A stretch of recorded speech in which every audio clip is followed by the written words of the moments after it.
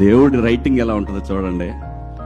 నేను big boss చేస్తాను ఎవడనుకోడు, ఈడికేం కర్మ, ఎందుకు చేస్తున్నాడు ఇడు తెలీదు.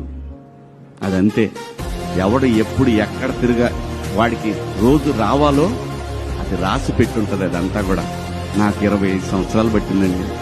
కానీ నేను ఏ రోజు కూడా నేను భయపడలేదు, వెళ్ళిపోవాలనుకోలేదు, రాదు అనే ఆ టెన్షన్ లేదు. కానీ ఉంది, నేను చెప్పాలి, ఇది నా రోజు అమ్మా. ఇలాంటి ఒక గొప్ప అనుభూతిని పొందాలి.